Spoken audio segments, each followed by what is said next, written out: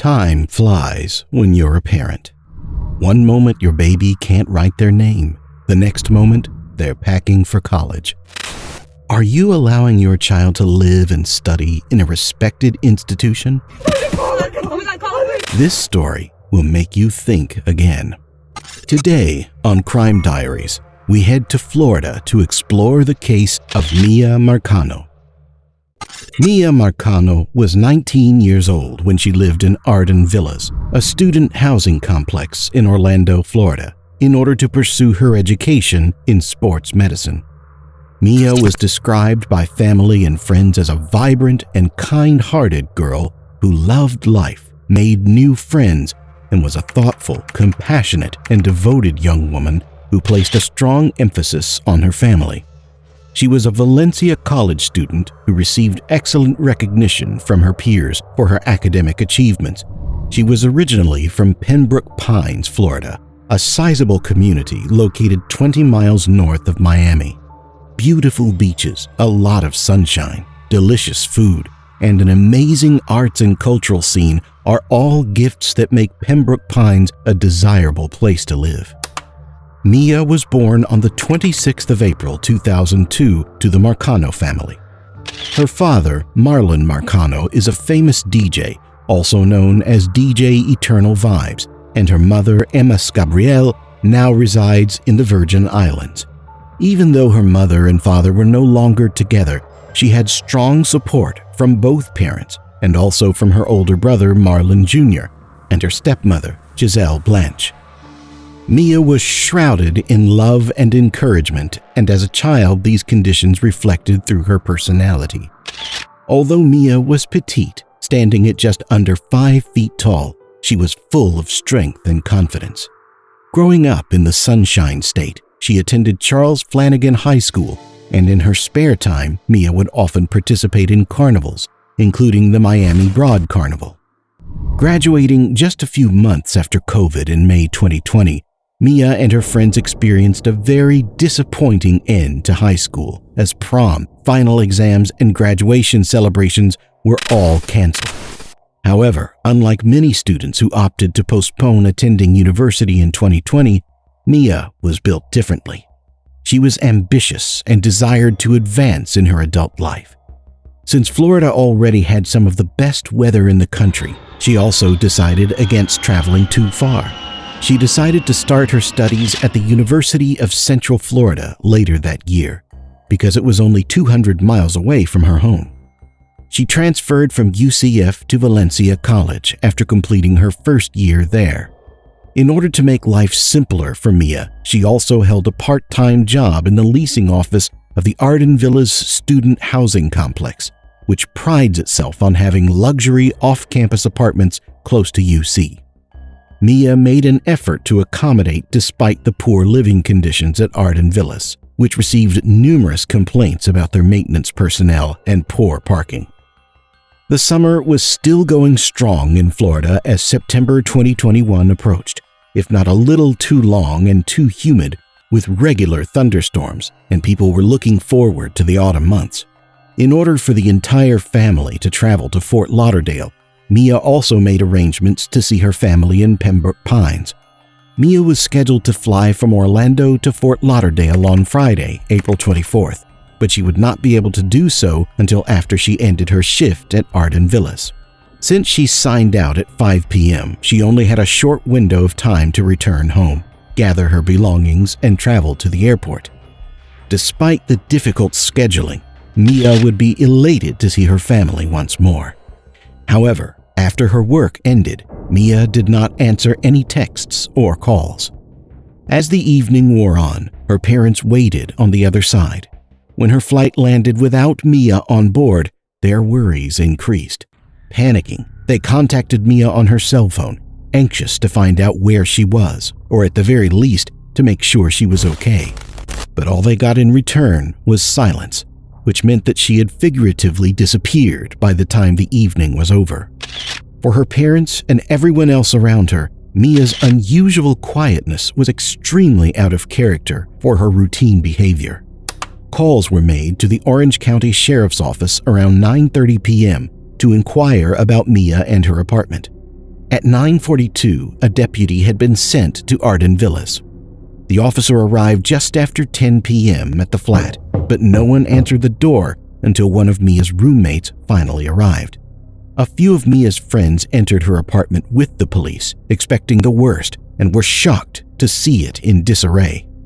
When they initially discovered that Mia's bedroom door was closed, they were surprised. When the officer opened the window to get a better look, he noticed furniture piled up against the bedroom doorknob that appeared to have been placed there to deter entry. The officer had peered through the bedroom window to check if there was a way in. Once inside the room, various odd elements were discovered, including jewelry lying about the floor, her suitcase still inside, and most significantly, a blood-stained pillow. Given that the circumstances suggested a struggle had taken place and Miya was nowhere to be seen, they immediately called the police to report her missing. When asked if there was anyone she was dating or had recently become friends with, Mia's roommates mentioned the maintenance worker, Armando Caballero. They claimed that Armando had been pursuing Miya for a while to go out on a date with him, but she had always declined. They described their friendship as being platonic. Mia's family traveled immediately to Orlando to meet with the assigned officer, Paulino Samir. The family quickly pointed out several strange occurrences that the deputy had overlooked, including the discovery of a yellow box cutter underneath her rug, which was both unusual and unrecognizably colored. Another, more hostile occurrence was that the maintenance worker Armando showed up shortly after the family arrived at Arden Villas. The family was already affected by his presence because they were familiar with him and had heard a lot about him from Miya in the previous months. Armando started talking to the police about Tarty, a mutual colleague, but Mia's family instantly voiced their skepticism. The family disagreed with Armando, pointing out that they were aware of his history of sending Miya obsessive text messages, sending her money via a payment app, and even at one time offering her his entire life savings. After Armando rejected these assertions, he quickly fled. At first, police did not suspect Armando had any involvement because he told them he had last seen Miya at work at 3 p.m., about 2 hours before she abruptly vanished. By noon, Mia's information was uploaded to the FCIC, and shortly after that, a missing persons bulletin was posted. Despite officers being slow to respond, they eventually did. Even though Mia's family was not present, they secretly watched Armando from their own vehicle that morning and noticed a very troubling red flag. What is he doing? What is he taking out?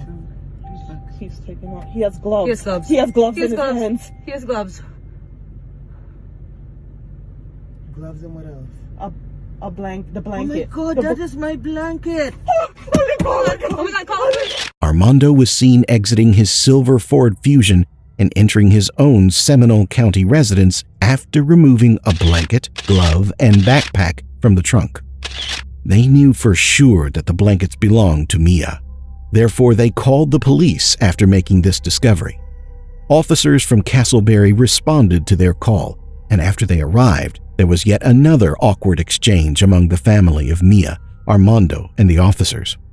Since there were no active search warrants, the officers were not legally permitted to enter his apartment. However, to their surprise, Armando allowed the family to look inside instead, but nothing significant was discovered. The Marcanos were extremely frustrated because they just knew Armando had something to do with Mia's disappearance, but they lacked sufficient proof to bring him to justice. Sheriffs were previously aware of Armando's display of close affection for Miya. Interestingly, Caballero's key card was used to enter Mia's home on September 27, 2021, 30 minutes before the end of her shift, when his whereabouts were checked. He was reportedly charged with burglary after breaking into Marcano's flat without her permission and stealing gloves, a blanket, and a bag from her home. But after the second encounter with Mia's parents and the police, Armando later that day jumped into his car, drove away, and disappeared. Emotions heightened over the weekend as both Miya and Armando's silence persisted. This deadlock persisted until investigators went back to Caballero's residence on September 27th, just 3 days after Miya was reported missing. When they arrived at the Orlando, Florida Camden Club apartments with a warrant for his arrest, they discovered that he had committed suicide by hanging himself in the garage. One of the cleaners on duty at the Camden Club turned on the lights in one of the site's garages and unintentionally discovered Armando Caballero's body. Police believed that Caballero was announcing his guilt in the case because of the time and link to it. Miya's family held up well in the face of worrying change in circumstances. Numerous members of Miya's family flew in to help with the hunt for her over the course of the next few days, coming as far away as Canada and the Caribbean. As the days went by, Miya's story won the hearts of a growing number of people. As the number of volunteers searching for Miya increased, their attention was concentrated within a 30-mile radius of the Arden Villas complex. Over 60 detectives were working to try and find Miya. There was a search party of 175 people who covered the grounds of 3 counties, including the help from helicopters and a dive team. The FBI became involved and announced on Friday, October 1st, that they were providing additional help to the Orange County Sheriff's Office. Some of the vigils conducted by Miya's loved ones attracted hundreds of people at once as they prayed and hoped for a safe return. Investigators were also hard at work. Using Armando's cell phone data, they were able to determine that in the days leading up to Miya's abduction, he had visited a number of locations, including numerous high-risk regions of the city. As police followed in Armando's tracks, they discovered that lately he had been in the vicinity of a timber scan. Timber Scan is a dire place to be, and despite being very close to downtown, reports of drugs, violence, and death often plague its name. And what's worse is between 8 and 9 p.m. on the night of Miya's disappearance, Armando's phone pinged here. Following the discovery of this new information, Orange County Police decided to investigate the immediate area surrounding Timber Scan. On October 2nd, 2021, search teams started to scour the area, walking through its abandoned buildings and discarded woodlands. At 10:45 that morning, the officers finally discovered Miya Marcano's body. Her purse containing her identification card was found nearby. It was clear that Miya had been there for quite some time because she had been bound with rope. Thus began a protracted and agonizing road of grief. Finding Miya at the same place Armando frequented just hours after she vanished led police to suspect that he was responsible. And as if committing suicide was not suspicious enough, this just served to confirm their suspicions. Later that evening, a second vigil was organized in memory of Miya. But this time, all faith had been replaced by despair. Questions about Miya's death started to surface as it became clear that she had passed away. Daryl Washington, the family attorney for Miya, emphasized that the apartment building where Miya had resided and worked should have done more to protect people. As it turned out, this was not Armando's first infraction either. Further investigation into Caballero's past shows that he had been in trouble with the law before. In December of 2013, Polk County sheriffs arrested him on charges of destructive device, resulting in property damage and discharging a weapon on school property. This also wasn't Caballero's first incident with being pushy towards a woman he was interested in. Back in March of 2021, a woman called the police due to a weight being thrown through her window. Caballero supposedly left a note trying to push for a date with the woman at the Seminole County apartment complex. Video footage from the incident shows police arriving at the scene, concluding that a weight had been thrown through the woman's window after she had turned down advances made by Caballero. Caballero was never charged for the incident. Residents of Arden Villas and the neighboring areas protested in the days following Miya's passing and demanded that the corporation bolster its security procedures. Arden Villas' complete lack of empathy also did not help them, as they never even acknowledged their role in causing these circumstances to arise in the first place, and never even attempted to contact Miya's family to offer an apology or even a letter of sympathy. When Miya's autopsy was finally made public at the end of December 2021, it stated that although some type of assault had likely taken place, given the way she was discovered in multiple restraints and in an area of an apartment complex that had been abandoned, the cause of death was still listed as homicide by undetermined means because of the advanced state of decomposition. Armando is the lone suspect in the case as of right now, and police think he killed Miya. By founding the Miya Marcano Foundation, which supports families of missing people, Miya's loved ones have moved past the horrible occurrence and kept her memory alive. In honor of Miya, the Marcano family proposed Miya's Bill, and on June 27, 2022, it was designated Miya's Law to strengthen residential tenant safety measures, including requiring background checks for prospective employees, maintaining a log for each dwelling unit's keys, and increasing notification requirements for maintenance and repairs from 12 to 24 hours.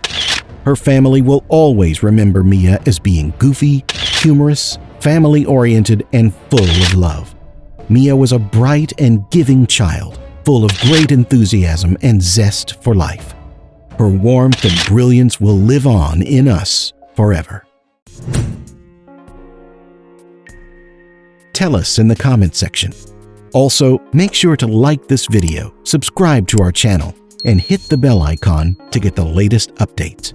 This has been Crime Diaries, and until next time, don't be another statistic.